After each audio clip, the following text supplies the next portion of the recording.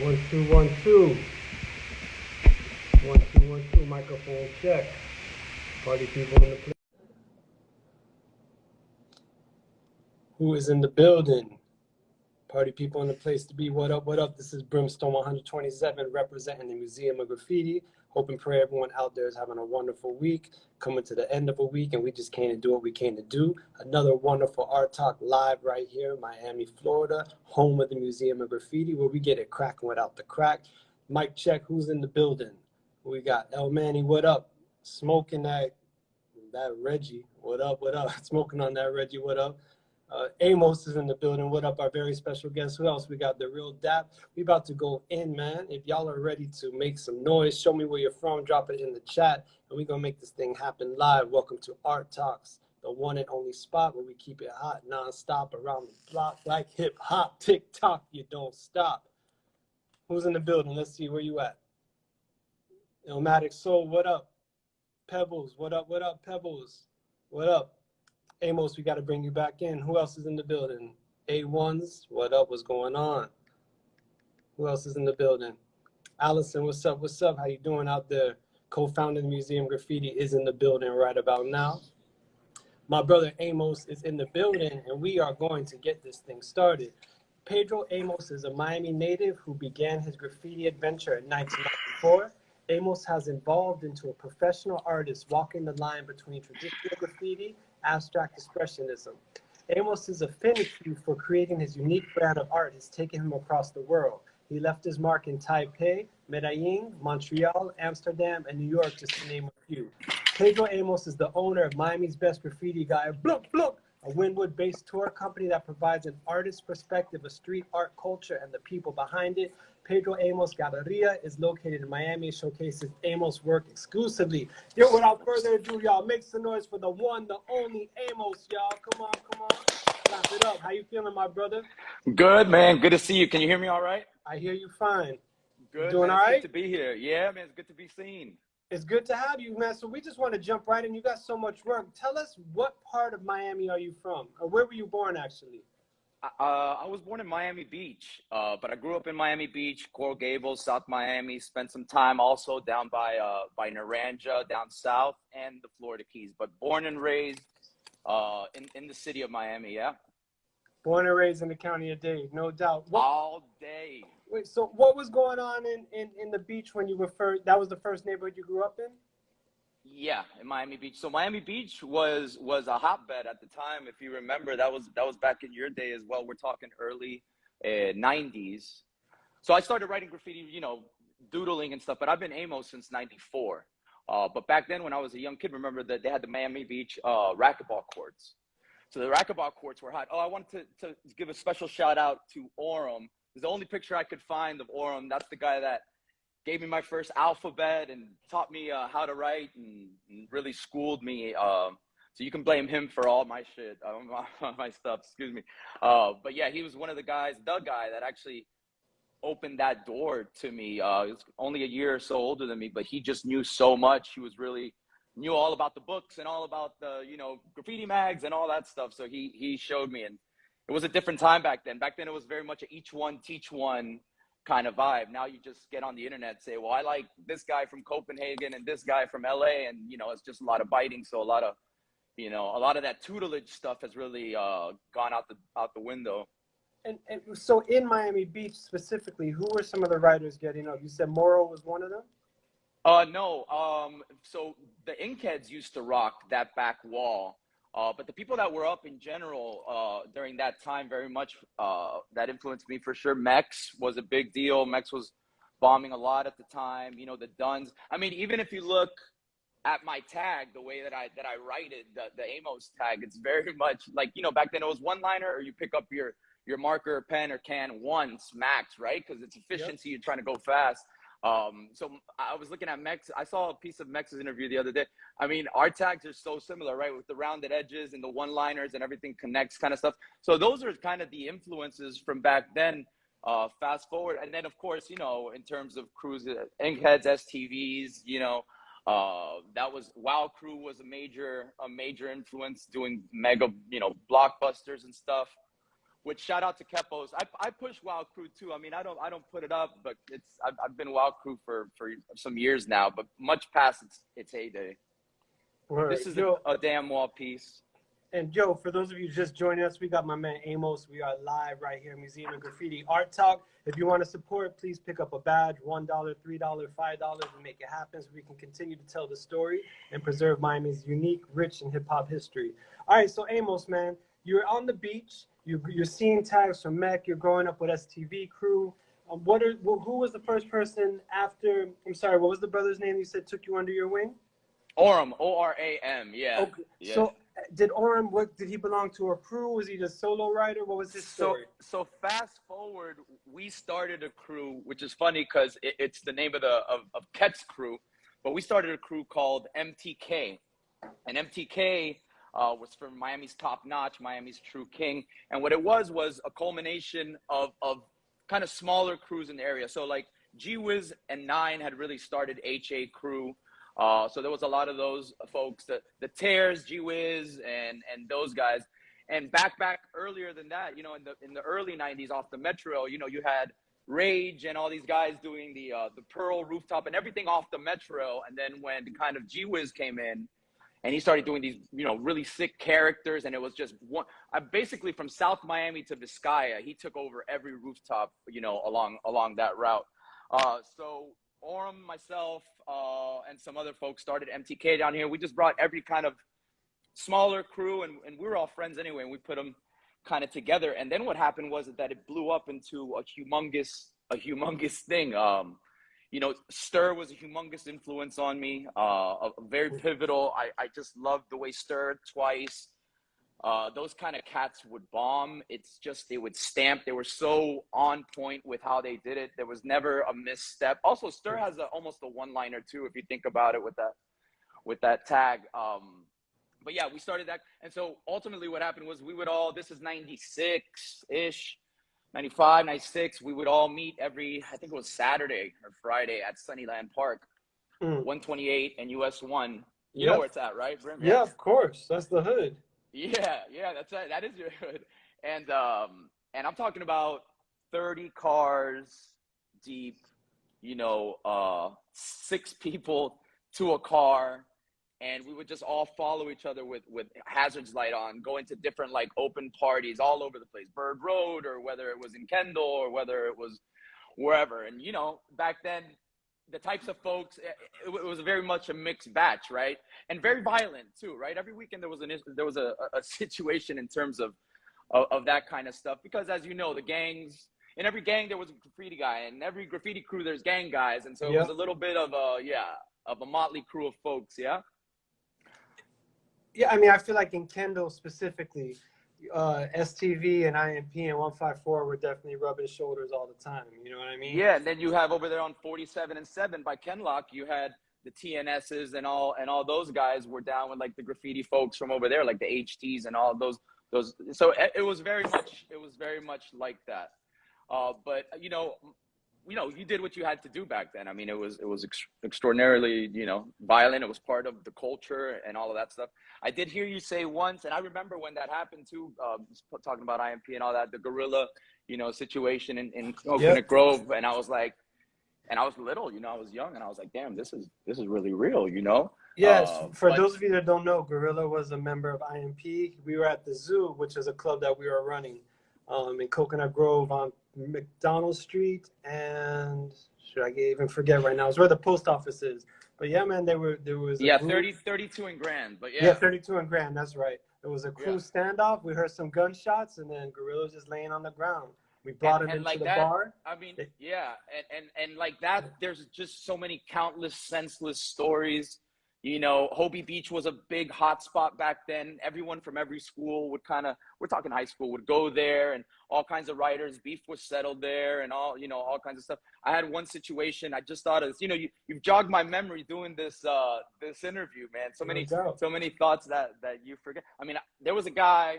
Make a long story short, there was a guy that used to call from jail, my girlfriend's sister. And I always used to accept his calls. No idea who he is, but, you know, it was jail. So I would accept his calls. And then one day at Hobie Beach, I meet him. He used to write Dome, D-O-M-E. he stops a fight between me and someone else who's cool, you know. He was like, not today, I know both of you, and mess around. Like I turned around and something happened and they stabbed him to death. Like I turned around and he was on the floor and he was just dead. I mean, he just lost his life. Like the last thing he did was stop a fight between me and somebody. Wow. Up. Yeah. And like that, there's a million. There's you know, a ton of those stories, but it's just to kind of highlight, you know, the danger of it all, man. I mean, it was danger. Everything was dangerous. Not just risking your life, you know, bombing and expressways and getting hit by a car, getting arrested and your freedom. But it was also like, you know, there was tons of beef, you know, a lot of young testosterone, right? It was, it was serious. People took it serious. In your early days, what are the crews you represented? Who put you down and what did they stand for? So the crew that I represent FS crew and WGE crew, but I've pushed WH, I've pushed DTT and you know, and so TM, WOW crew, and you know, a bunch of other crews. But the ones that put me down, you know, again, the each one teach one from back in the days. So it was a lot of the guys that I hung out with, you know, Smash 74, Baser, Rumor, and Each. The way I got into FS was because I was down. Do you remember DTM? I don't know that anyone's really talked about DTM on here. Not sure. Go ahead. DTM was a skater. It's a skater crew, but homies came all the way from, I think, West Palm, right? It was everybody. Someone correct me because I don't know, but if I think you, sir, started it. Nonetheless, DTM stood for Downtown Miami, and these people would come down. We would come up. Talking Saturday in the morning, again, 40 kids, you know, skateboarding. I didn't skate, so I would just tag along and I would just tag everything while they would be skating. And that had a mixed batch of folks from different places as well. And so Each and Rumor were skaters, and I was down with them through that guy that I mentioned, Orem. And then Each introduced me to Baser, and Each was very, very good friends with Rumor. So they introduced me to like Baser and Smash, and you know, I had seen their stuff and heard of them, and I don't know, it was like very much like meeting you know, not a celebrity, but like, damn, like I've seen it and now I put a face to the name, you know. It's like mind blowing, you know. It was so cool. Ghetto celebrities, hip hop. Yeah, man, it was just so dope. Of course, Smash 74 was like, I was like, hey, I'm Amos. He's like, Smash 74. You know, everybody all hard and standoffish and stuff. But we ended up being all very, very, very good friends. But again, these homies are 10 years older, 9 years older than I am. And that each one teach one kind of situation. So FS, the Freight Squad, or Flavor Savers, you know, started by Baser and very dedicated, specific to freight train graffiti, which was really starting to take off in the mid-90s, early to mid-90s. And that was their thing. And that was my whole kind of, they pulled the curtain back for me. And I was like, holy hell, man, there's so much in about this, from the documentation, from the networking. So obviously, you know, we didn't have the digital cameras at the time, right? So it was all like film, as you know, and you got to go down here. We went to Eckerd. I don't know where everyone else went, but you go to Eckerd, and it's complicated. You got to make sure the person developing your film is cool, right? Because back then there's drugs, pornography, crime. When you go to pick up your film, the cops are there, right? Yep. So that was a lot of that. And so you make sure they're cool, and then, you know, taking flicks. And when it came to the freights, what tripped me out is exactly that, where, you know, we paint it and we don't know where it goes, and then mess around, and then I see, you know, Harsh from New Orleans, or I'll see somebody from Long Beach, and their freights are down here, and then they put me onto the fact that, yo, these things travel Mexico to Canada, you know, east to west coast. And that was incredible. For me, that was just absolutely incredible. We nerded out too, you know, find out what the CSX number is. If you know, like, your freight, then you could call, see where it's.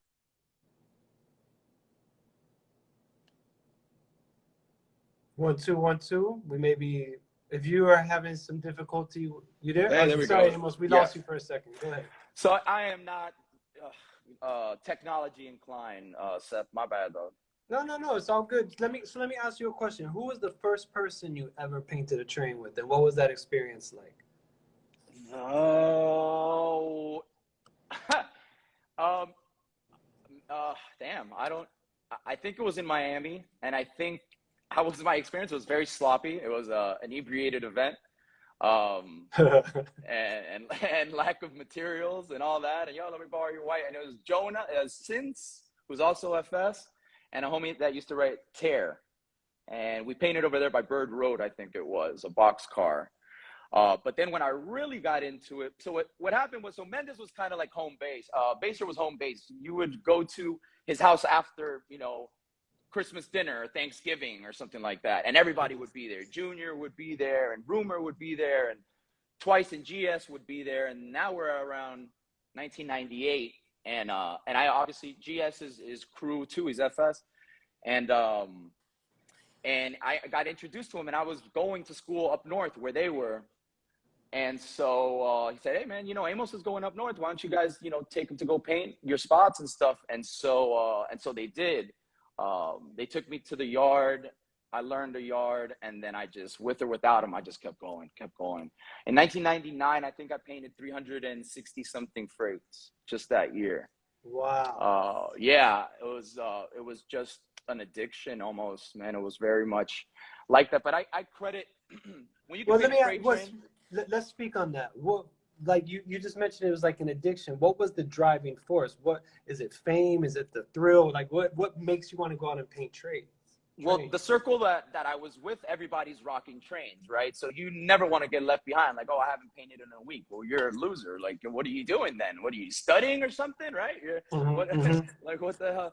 And so it wasn't so much like, oh, I'm out here, graffiti's competitive, right? And so, I mean, we're always gonna try and burn each other. But at the same time, it was just a canvas that was the hardest canvas to paint. And in retrospect, being able to rock, panels of trains with ruffles or tankers or oilers or even, little carrier cars, dude, once you do that, the painting a wall is not even fair, right? Like, it's just, you're used to these ridges and all this stuff, and now you're just flying on a wall. Plus the paint started to change too. So stock tip, rustos, and a train, if you can figure that out, and then also don't bitch, right? Like, don't complain. You never know what's in the yard, right? So it can be a blue box car, it could be a white box car. Look, there's a blue box car right there. Wait, hold up, because explain to some of us may not know all these different trains and what they mean. Break it down for us. So as it relates to the yard, so you have yards and layups are where they leave the train for, let's say, a loading dock, and then the yard is where all the trains are, all the lines are. And so when you get there, you don't know what's there. I mean, trains are different colors, different sizes, different styles. An oiler tanker is like this. This is a tattoo from Faves. It's like one of the long ones. It carries, liquids. The box car is like that blue one. It has a door in the middle, double door, and 2 mega panels. Like that, yeah. Rocking a door. I don't know who I painted with, but I probably got stuck with the door because they did the panel. So I was like, all right, well, I'm going to get this one. I'll get this one off. And so, yeah, you never know what you're going to get. I bring that up because, the way it is today, like I've run into people that complain so much. I didn't know there was an electrical box on my wall. I don't know what I'm going to do. Well, damn, loser paint over it. It's like, it's public street art. Like, what are you even contemplating? But yeah, I really feel like, earning my stripes and taking my lumps and giving my lumps back then, in both, the freight thing and the bombing thing. I think that really, developed my character as an artist for sure. But we make it work, man. No doubt. For those of you that are just joining us, we got Pedro AMOS live. We are going in, FS crew. We're making it happen. You know what it is. We got a lot to cover and a lot I hope y'all are enjoying. You could drop a question in the chat. Thank you for participating in your comments. What up, Terms? I see you. What's up, Terms? Thank you, everybody that's in here, man. We're going to keep it rocking with the one and only Amos. So tell us about your name. Where did it come from? So Amos is a suffix in Spanish, right? It's like vamos, bailamos, whatever, right? And I never really liked names that, no disrespect. Let me just start. No disrespect to anybody. Everybody's so damn.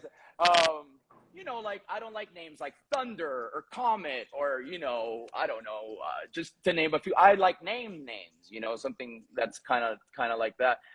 Plus, the letters are fire, dude. The AMOS is absolutely sexy, man. But then you had to come up with little ways. Capital A is corners. That's square, and so is the M.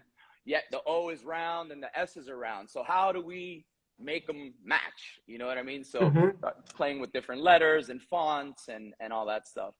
I also want to say regarding Orem real quick, that the one thing that I think he did that people need to start doing to other people is when someone just says, hey man, I want to be a graffiti writer, let's go out and paint. You say, no, you toy, stay home and practice.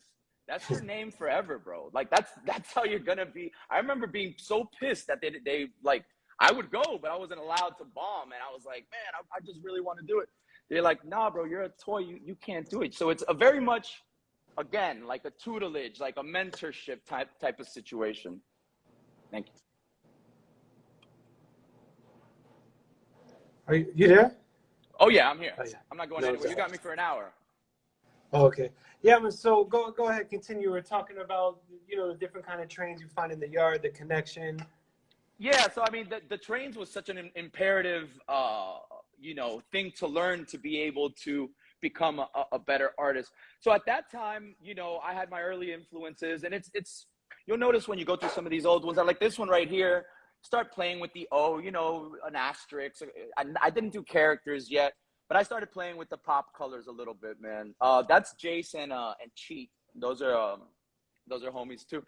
You know, playing with the colors and little bubbles, little fruity pebble action, little thing there for the O and stuff like that. So kind of exploring, but nowhere near like to the extent that I started doing it later on. It was just kind of like, let me figure out these colors, what works, and make stuff look good. It was just usually either a 3-color blend or like that patchwork that you see, or you see like this one. There was I was like, well, I'm gonna try and do a daisy, you know, like why not? That's the homeboy one. Peace to him. No doubt. So take us now you took us into the late 90s. What happened in the 2000s for you in graffiti? In the 2000s, more or less up to around 2004-ish, I was pretty active. And then, you know, life, I'm trying to get a job and start, you know, I always painted, but I started, you know, working. I got like legit jobs. Like I worked at the Miami Herald. I had outside sales jobs in other places. And dude, you know, I kill it, but I kill it for about a year and a half. And then, you know, I'm bored, right? Like it sucks. I don't really want to do this. This isn't my, so either I got myself fired or I ended up leaving, you know, wherever I was at. About that time, you know, doing, you know, good jobs, but around that time, you know, meet my ex-wife and the whole kids stuff and everything. But I thought, man, I don't want to see, I never got on 12-ounce profit. I never was into all those, you know, group chat, those kind of forums and stuff like that. Even though my man Oil was kind of running them as well, and he was clowning people and stuff, I just don't like it. I don't like the gossip. I don't like any of that. There's no purpose for it, for me. So I said, man, you know, this is how big our egos is. I was like, man, you know what? I'm never going to look at another art book, like graffiti book or anything. And I'm going to come up with something just so mind blowing. That's something that's never been seen before, right? That's something so ill. And of course, you know, I come back, you know, strong in around 08 or something and bombing and stuff with Weave. And I had these like, you know, little ideas and stuff. And of course, man, all that, what I thought of had already been done in 1920 on a, you know, on a billboard. And, you know, that really cool kind of design. Yeah, man, that was already done. And, you know, it's 1979 by freaking, you know, whatever. So then it comes to the realization, man, it's not like exactly what you do, but how you do it, right? Like we all do graffiti, but we all have different letters, different styles, different intentions. So that's where I was at that time. And then I guess, man, you could call it like a rock bottom of sorts. I don't know, 12 years ago, like right around like, what year is it? So, where are we? 22. So 2022. 10, like around 10, 2010, I had a 2-year-old son, negative money in my bank account, no credit. That one's awesome. Twice and that's in Atlanta. Back in the day, we did what we called it, and you're gonna forgive my language, it's called the Shit on Your City tour. And Twice, Zinc, myself, and GS drove from Miami. We're supposed to go all the way to Maine, but we ended up staying in New York because the guy that we were going to link up with in Maine said it was bad weather or whatever. And that was about a 3-week, month, something like that road trip. It was wild, man. Yeah, it was really cool. So regarding the rock bottom, so yeah, it was like that. Bad credit, no money. It was in bad shape. I had a kid. I didn't own anything. Everything was a problem, dude. And I just said, man, I can't do this. So whatever I used to do, I did the opposite. So if I went to bed at 5, I woke up at 5. I didn't work out, I started working out. If I did this, and I was just like, man, let me just change everything. And that included my style, my graffiti. You know, started doing more characters, started doing, you know, different patchwork and color patterns and all that stuff. You'll see later on. And changed my life. So I ended up, you know, obviously the corporate stuff wasn't working. So I was like, man, you know, I'm gonna be an actor. How about that? I had done a commercial back in 1999. Funny story. It was at the Blacktop court that was in downtown that the Inkheads had painted. One of my favorite walls ever painted in Miami. I mean, I loved it. And I had done a Gatorade commercial, and Crash from New York, they had hired him to do the backdrop. So that was the first time I was like, man, you know, there's a job here, you know, but I didn't know how. But there was a job, and I was like, man, this is dope. Like, how did this guy get this gig? But, you know, keep it moving. I'm 19. You don't, you know, whatever. And then, like I said, I started doing like little acting gigs, trying to do PA work, extra work, and all that stuff. And one day I see the art director, and they're putting up like fake graffiti stickers. I was like, what are y'all doing? Fake graffiti Fake, stickers? like they would write like a random name, like poop or bed or I don't know, Bruna or whatever, and they'll write something on there, and they would like stick it temporarily over whatever was there. And I was like, why do y'all do that? And they said, no, because we can't use anything that's out there because it's illegal. We can get sued. Even if the art is illegal, we can get sued, intellectual property on all that. This is over my head. I don't know what this means. But I told them, I said, man, you know, I do that. And they go, man, and I pulled up my Instagram. I was like, look. And I show them all this, and they tripped out. They were like, oh, you really do that. And I was like, yeah. They go, man, look, the next time we have a gig, and by the way, there's not many gigs down here. We had, in terms of shows, we had Burn Notice, Graceland, Ballers, and I'm missing one, Burn Notice. I don't know if I said it, but we didn't have many shows. So I told them I did it. And sure enough, the next week, they called me that they needed me to rock a wall. So I called June and Smash, and we just did graffiti pieces, and they ended up using it. I got paid 9 times more. I got paid the same day, because usually when you do production work, you get paid Hold on, 30, nine times more than what?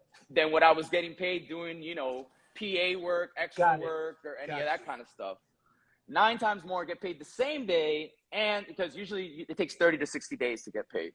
Wait, so one day's work and then doing what I like, you know? Say again? Amos, on that note right there, just so people understand, what is it, you know, not to reveal what you get, but just like, what is that kind of money people get when they first get in the game, and can they make in a gig like that? So for PA work and extra work, you get paid. You got to be there 12 hours, make $120. After taxes, you might get like $112, $111. So for that gig, they buy the paint, and it was like a, you know, $900 job just to do a graffiti piece, you know? And that was, and so that was the first time that happened. Just put a bug. That's the first time. Yeah, that was the first time I collected money for that, and I was like, well, let's go this way, you know, like let's figure this out and try and see how we can go about, you know, creating a business or I don't know. So again, I'm still broke. Remember, I'm making nothing. So I have an associate's degree. I had an associate's degree, and I kept seeing ads for Miami-Dade College, come to school, get your bachelor's degree and all that. So I said, man, you know what? I'm going to apply for these grants. I'm going to apply for all this stuff. I'm going to grab the cash. I'm going to start a business and buck school. You know what I mean? Yeah. You know, just, you know, problem solving, trying to figure this out. And then, but I enrolled for these classes, and I was like, man, you know, I'm here. Let me just stay working, you know, stay going to school, and I'll start my business regardless. And sure enough, man, it was Miami's best graffiti guide. This is these are 6.5 years I started that company ago. Mm-hmm. So I thought, man, look, I do this and I know about it. Let me explain it.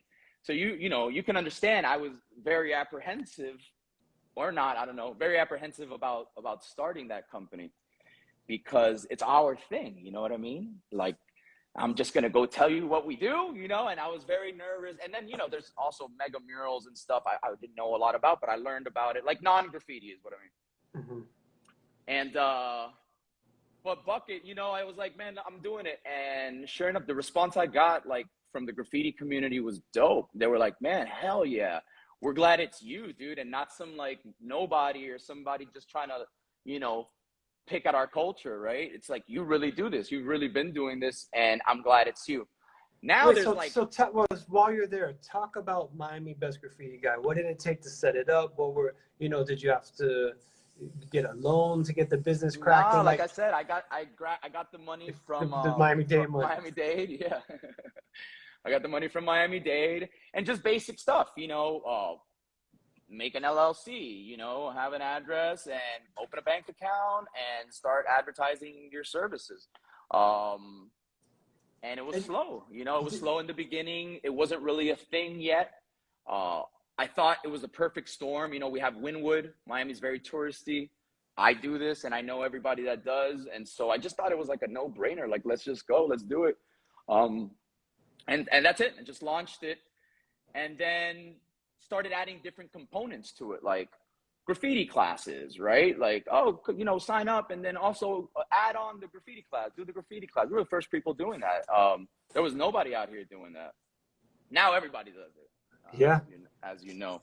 And it's not just here, by the way. I mean, you go to Brooklyn, you go to, Barcelona, whatever, that's what's going on now. It's a cool business.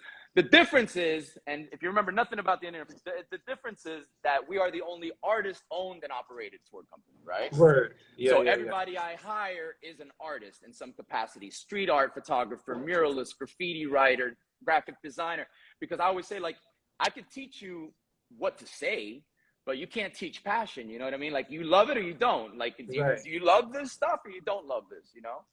And what would you say is like the mission of Miami's Best Graffiti Guy? To be the authentic voice of this culture and explain it properly to folks. These people don't know, anything. When they leave that tour, they have a complete different appreciation. I get emails and messages from people like, after my son was in your graffiti class, we got him this board. He hasn't stopped painting every day, Wow. And this is not a one-off. This is a constant. Look, that mural that you're looking at, that was the one for Graceland that I was telling you about for the scenic background for the TV show.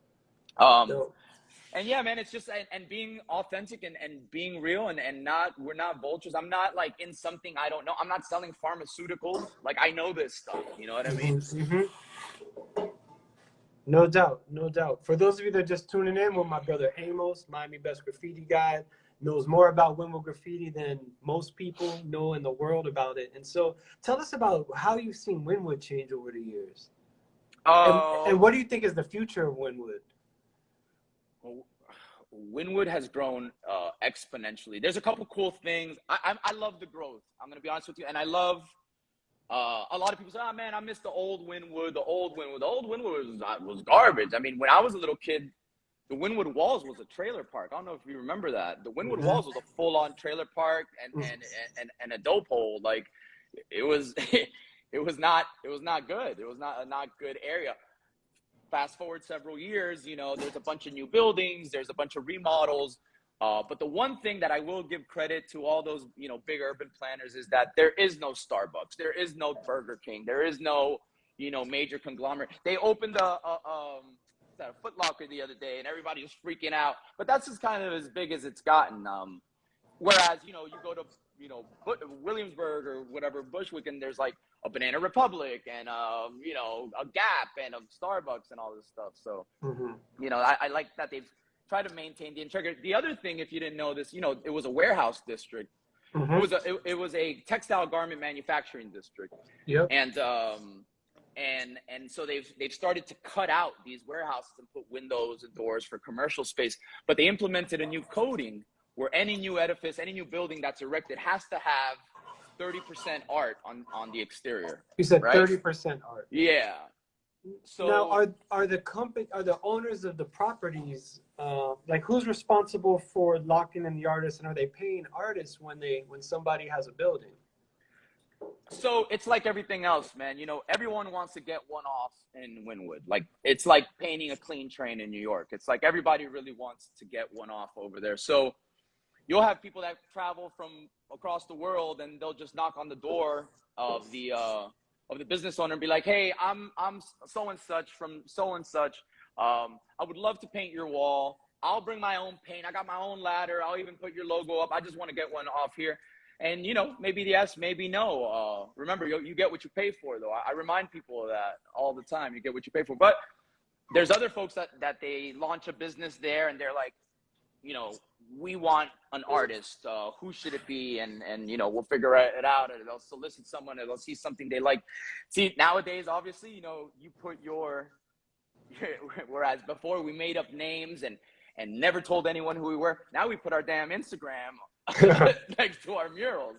You know what I mean? So this is the Pata Sucia I wanted to tell you. This is in Montreal.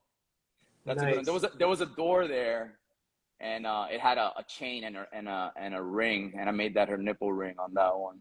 I like that one, and that's what I'm talking about. Huh?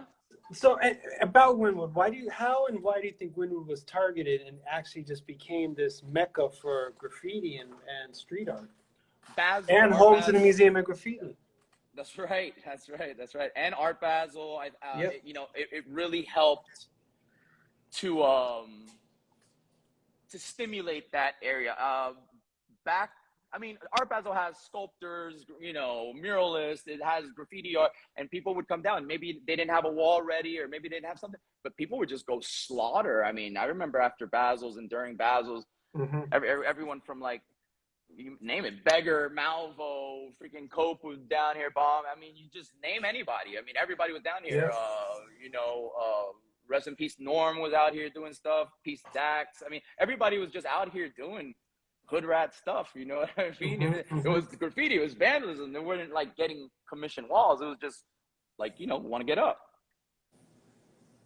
And when you're taking people around Wynwood, you know, someone that's just introduced to graffiti culture and street culture for the first time, or really exposed to so much art, what are some of the questions that the young people have about this?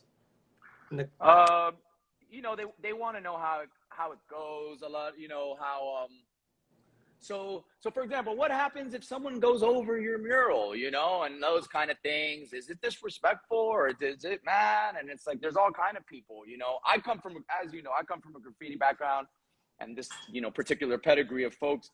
And even though I'll do, like, you know, a non-graffiti mural, like, if you go over that, I treat it the same way. I fix it. First of all, I fix it right away. And then I'm reaching out to you, like, I need money, or I need, you know, you to come and fix this. You know, like, you one or the other, we have to organize, we have to figure this out. Whereas there's some folks that they'll do the murals and they're like, you know, whatever happens after this happens, you know. It's like I've given it to the world, let it happen, you know, whatever happens. And I just don't see that. No. I'll also fix other people's murals too. Especially if I invited them down to paint at our festival. If there's something that I can fix, that I'm capable, I'll go and I'll touch it up and everything. Because it's that whole broken window theory, right? Like, you know, you drive by, catch a little mosquito bite tag on something, and then the other person comes around and they're like, oh, well, he did it, I'm gonna do it. Then the other person says, well, she did it, I'm gonna do it. And then you lost your mural, like really lost it within, you know, days. No doubt. So tell us now, we're looking at a picture. What is it? Describe what we're looking at. What you want to know? They're at? No, man. This is some Russian chicks that did a graffiti class with us, and they were just having a fun time. In Wynwood, I have my studio / Miami Best Graffiti Guides offices, half a block away from the museum, actually. Brim, you know where it's at. You've been there. Yeah. So we have it there, and then we have a little garden on the side where I've built the wall there, and so it's a fun way to end the tour, right? Like after you see all this stuff, and you're like, man, I can do that. I can do that. I'm like, all right, well, here's the tips, and let's shake it up, and here's how it goes, and then they're like, damn, and it's a whole nother level of appreciation. Mm-hmm. And how has Miami's Best Graffiti Guide grew over the years, from where it started to where you are now? Where do you hope to be in the future? Man. It's crazy. Miami's Best Graffiti Guide is a successful, functioning company with incredible people working with us. Like I said, everyone I hire is an artist. It's just very authentic. Miami's Best has grown immensely to the point that there's mural festivals all over the world now. One in particular that I love, because I love the city, but I love this festival. It's called the Mural Festival in Montreal, and they reached out to us to be their tour guide in Montreal. You know what I mean? Oh, wow. Yeah. So, Montreal, they speak French. So I would do all the English tours. And then a couple years later, we were like, wow, why don't we do the graffiti classes too? And so we would do those graffiti classes over there. And it was just a beautiful partnership. COVID kind of, messed up, the timelines of stuff, but whatever, we'll be back. I know they just had their first mural festival just ended in June. They just had it back there. And then during the pandemic, speaking of, that's a great segue. The tour company suffered like crazy, right? Like nobody's allowed to go out. So right. What I did was I documented every street and every ave and every mural in the whole Wynwood and created an app. So you can just go and that's the QR code for it. That's an ad. It pops up on those kiosks in Wynwood. If you tap it, it'll pop up. And I would, I documented everything about the mural, when it was painted. We had aerial shots, drone shots, pictures, stills, videos. And wow. What's dope is that the plots are the same, but the murals keep on changing. So ultimately what's happened is that this app has become like an archival app, which is wow. super dope, bro, because all this stuff is ephemeral. Like every mural, all that has an expiration date. It's going to be gone at some point, and I mean, that's really dope. So someone can go to the one particular wall and look up what it's been over the past years. And how many so people... you'll see what's there now, and then you scroll, and then you'll see what was there before, and then wow. you scroll and you see what was there before. Yeah. And do the artists, is there information about the artist, about the all piece? the information about the artist, how to contact them, what the mural is, their Instagram, definitely. So everybody can get some. Maybe you're on the app, you see something dope, and you're like, man, I want that for my place, or maybe I want to buy a painting or something. So it's all about supporting the arts, man. It's so hard to make it. It's hard to do anything. Let's be honest. Like everything is hard. All that stuff about do what you love. You'll never work a day in your life. And that's not true, bro. It's work. Everything is work. It's just, some work is cooler than other work, but it's work. Everything is work. And I just love being immersed in that. That picture you have, for example, was in 2019 and that picture has the black top. Yep. The inkhead wall. Ease and Shy and everybody. That's right. Hell yeah, dude, I love that. That wall it was so mind-blowing at that time. Nonetheless, we started doing, I get invited to go to Medellin, to do an artist talk. So I did an artist talk with 300 people, on the metro of Medellin, like the train of Medellin, had invited me to come out. So what they did, which was pretty intelligent, was they became down or tried to become down with the graffiti writers so they don't wreck their trains. So what they try to create a strategic partnership. But this is all very new. And so these graffiti guys were getting paid in all the paint you want and breakfast, lunch, and dinner. And I was like, no, y'all can't do that. The value of property goes up because of the art. And, you should demand, what you think you're worth. And the other thing, and this was an artist talk that I did with the developers and the artists, 300 people, bro. And, they don't want to hear that, but I told them too, don't take advantage of the artists, man. They're doing what you're going to pay them is nothing compared to the value of this property. So there's enough for everybody, man. So that was my general message. And you mentioned your particular festival. Tell us about it. How did you start a festival? And what are kind of the ins and outs of running an art festival? That's a whole nother interview, but the festival, I was asked to be the art director for Basel House in 17. Back then, everyone, like the bigger murals were kind of like, you know, maybe 20 feet tall, even though there was 20 more feet above it. And I thought, man, let's just bring folks from everywhere and let's just like let's just do big, chunky, give everyone big, chunky walls to just get loose on. And you know, subsequently, like a lot of the people that I would bring, like Dodo from Montreal, let's say, or Queen Andrea painted the festival, or, you know, those A-Shop crew guys. The next year they were painting in the Wynwood walls, right? So it was like, you know, wasn't minor leagues because they were rocking, you know, Lumit painted the festival one year, you know, like it does real incredible artists from all over the world. I mean, oh, by the way, Stephanie was also my co-art director. I want to give her a shout out too. Not I'm gonna get hate mail, but yeah, that's definitely and that really helped me to network and create, you know, other things. Remember, I started doing this in 17, and in 2019, I mean, I painted it in 4 continents and like 19 cities, and most of all of it was all work, mural festivals, concerts, like live painting, you know, everywhere from Taipei to, you know, where else did we go that year? Taipei, Cuba. We went to Cuba that year too. I mean, just so much. Saloniki, Greece. Just wild, man. It's wild. This is the biggest art movement since the Renaissance, straight up. Like, there's nothing. That's a video for Maluma that I painted. We did a scenic background for his video HP. And Sony Music called and they wanted to use the murals.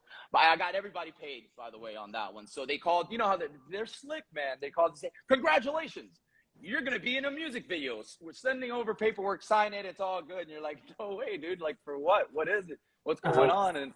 And you know, slow down. But yeah, I told them, I gave them a rate and they said they couldn't afford it. But, you know, at the end, they came back and they were like, yeah, I know, we'll do it. And I know you're gonna do it. You already rented the space. You already got the scout location. You already got everything. I know you're gonna hit. So why are you playing hard to get? And then I doubled down by doing the bike. That's a newer mural. That's one of my newer murals, actually. And I mean that place. I just want to take a moment because that is home to us. The Lightbox gave birth to, you know, helped us have the first Path Hip Hop Summer Academy in 2008, and they are just such a Wynwood staple. Big up the Lightbox and Beth and the whole team there. Since we only have about 12 minutes, I want you to talk a little bit about now you're transitioning to becoming a gallery owner on top of that and creating a new kind of work, and what that's been like for you. It's been awesome, dude. It's a lot of work. I'm here at the gallery right now. It's a lot of work. We do it all here. I do a lot of, you know, I create in that building that you're showing right now. That's where my studio is. That's where I create, like the canvases, whether they're going somewhere else or whether they're part of, you know, the collection that I'm going to hang here, new style or something like that. And then you have, you know, events. I mean, listen, this is the last thing I'm doing today. We've had 11 events here since Saturday. 11 different events here. Everything from L'Oreal to Procter & Gamble to just Girl Scouts of America. I mean, just crazy amount of events in the last few days, which is wild. And then we have this new art that I have here, which is not graffiti, but it's quasi graffiti inspired. You know, it's a lot of oblong shapes, but now it's a little mixed crowd. I have like some tag stuff and some, you know, patchwork and stuff like that, and just different kind of styles. But there's influences. I don't know if I can walk you around in a minute, but it's dope. I mean, if you're able to, sure, we would love to see that. That's cool. Yeah, let me see how to. Again, dude, this is not my forte. But like you have, you know, the entrance. This is a more, you know, graffiti inspired. This is just a tag over and over and over again. This is, you know, some of the work, how the last collection of pieces make you whole. That one's titled Me, Me, Me. And it just talks about like the void of opinion, you know, how blind people are to like everybody else and how it's just all about them all the time. See what else I could show you here. Well, we have these over here. And these, they're abstract paintings, but they all tell a story, right? So like Flutter, for example, like that's the feeling you get when you first, you know, meet your partner. You don't know like to hold hands. Is this appropriate? Who's paying for dinner? But you're really feeling it. You know, you got passion and that kind of vibe. Whereas this one is different, right? This is the circle of life. So you'll have like a power greater than yourself, the universe or something, and it's interacting with this earthly animal, like a lone wolf or a dog or something. And symbolically, it's giving an egg, you know, back to the universe. The universe gives us life. We give life back to the universe, and this transaction takes place on the earth, right? So it's brown background and the blue and green and stuff like that. And this is more like, you know, this is a piece I did for my son. It says Lucas, but that's a little more muddy and stuff. And it's like that, man. Just making it up as we go along, Seth. So with being a gallery owner, I mean, and running Miami's Best Graffiti Guide, I mean, when do you have time to do what? How are you spending your free time, or what does free time look like to you? Dude, there's none. There's none, and I'm comfortable with that. You know what I'm saying? Like, I'm 42 now. I'm on my second year of a 10-year plan, and I'm just going for it. Like you know, I want to be living in Montreal 3 months. I would love to live in Portugal, you know, for 3 months, and Miami 6 months, and make that my year, because I can do this kind of work everywhere, a lot of it anyway. But nothing, it's work, and then that's it, dude. Saturday I leave to Spain with my son for like 3 weeks, and it's a non-work something. It's just get out of here and disconnect, and I earned it, dude. I feel like, yeah, I deserve that. Now, of course, I'm gonna have to answer emails and calls over there, but it's not, you know. And out of all the places you've traveled, what are some places that you feel like really have their own style of graffiti, or to you, like you're drawn to that particular place? Interesting question. It's so international now. Mm-hmm. That a lot of the same kind of artists travel to, you know, the same places, although, you know, there's different styles. Like you know, LA has their kind of style, right? Miami, we have our style. Like I remember painting in Baltimore, and before we start painting, these guys, peace to Sear and Arek, we're like, are you gonna do one of those Miami fill-ins over here? And I realized it's like, yeah, I do that. Like, they're pop, they're loud. I didn't even put two and two together. You know, they're fun, they're exciting, they're jolting, right? So you have that and I've painted in Cuba, and I've painted in Taiwan, and I've all that. Most dangerous place I've ever painted, hands down, is West Baltimore, and it's crazy because it's in the United States. I mean, we were painting, and I mean, like right half a block away, gunshots towards us, not for us, but towards us. One of the bullets even hit a stop sign, like on the corner, and just hit the floor, roll under a car, and get the, you know, wait till it all stopped. The craziest thing is that everyone ran, went inside, wherever, bro, 10 minutes later, it's like nothing ever happened. It was just back outside, just walking around. I mean, it's wild. It's wild. But people are appreciating art now, man, you know, and I think public art, and I think that the education, Brim, like what you're doing, the education, the documentation, it's equally as important as the actual art. It's crazy. Because what happens, like back to Wynwood, what happens is people walk over there and oh my God, I love the colors. This is so cute. And they'll go and they take a selfie. Like, you don't know who did that. You don't know what it means. You don't know when it was done. You don't know anything about it. As soon as you explain it to them, though, they're like, oh, hell no, that's crazy. And then all of a sudden, what happens? They're going to tell that story when they're at dinner with their friends that night. And then when they get back to wherever they're from, man, they're going to see graffiti and they're going to think of us. They're going to think of me. They're going to think of like, damn, this is not just some kids that are scratching, you know, their name on a window or something. This is like a whole thing, you know, and you explain it to them. That's the Pieces Make You Whole one. I mean, the Circle of Life one. No, archiving is such an important part of graffiti, art culture, and hip hop culture in general. How do you feel like your company, Miami Best Graffiti Guide, and the work you're doing plays that role in archiving our culture and these walls that are coming and going? I mean, I own the company, so, but even if I didn't, I would tell you, like, those guys are the truth. Like, that's what you're supposed to do. You're supposed to, you know, have paid your dues, been in this, know this, to speak on it, man. If you're doing, I mean, no one's going to ask me to go give a talk again about, like, you know, I don't know, space or being an astronaut or NASA stuff, like you can't just jump in there and talk about that, you know. So being from this is so huge for me. Like I said, I paid my dues, man. Everyone in FS, you know, that I came up under and that's even in there, they're just a bunch of leaders, dude. Like Baser's president of FS, Smash 74 is president of DTT, Faves is just a documentarian, you know, archival. That guy's like the modern day Henry Chiffant. SB's the president of Network. June owns Dadeware. I mean, dude, there's just like everyone is a leader and trying to like, man. And by the way, shout out to the what's that movie? The new movie that came out, the Rolling Like Thunder. Best graffiti documentary I've ever seen, hands down. Super dope.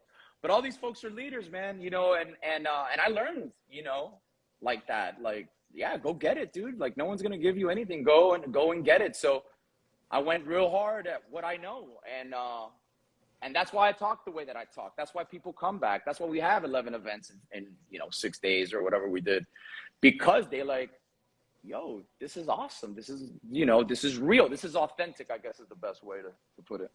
No doubt. And you spoke earlier about a 10-year plan. You're 1 year in. What are some of the things you're aiming to complete in these 10 years, if you're open to sharing? Yeah, I mean, no. I'm down to share. It's a broad stroke plan. Keep building, keep creating, keep stacking. You know, have zero credit. Be a great dad. You know, continue to work it, man. Work the system, dude. Everything's about like working it. You gotta figure it out, man. Like doesn't matter. I could give you my whole game plan and you won't be able to execute it, right? Like you just gotta put in the work. And it trips me out, man, because everybody complains about being broke and stuff, and oh hell no, like I'm so broke, and then you're like, oh well, let's work, and like, oh no, I got a flat tire. In the age of like Uber, oh I got a flat tire. You know what I mean? Like I don't get it, man. But I've learned to let everybody be. I've learned that just because I'm a certain way doesn't mean that someone's a certain way, and that's the old man in me now growing up a little bit, you know. Mm-hmm. No doubt. Yeah. And we're coming to a close, man. You have any final shout outs? No, it flew by. It flew by, Brims. What'd you say? I said it flew by, man. Yeah, man. Well, you got the power hour for sure. You got some shout outs? Power love hour. No doubt. Yeah, man. No, thanks so much for having me, dude. This is, you know, I really appreciate it. As busy as you know, as I alluded to earlier, like this was a big deal for me. I've been talking to my son about it. I have little thoughts about it, like, damn, I forgot about this story and I forgot about that, and I know I forgot a million things, but you know, I'm just happy to be here, and I'm glad that that you invited me to participate. I respect what you guys are doing. You know, you're taking the time, you're being consistent and having these conversations with these folks, and getting an insider's scoop, right?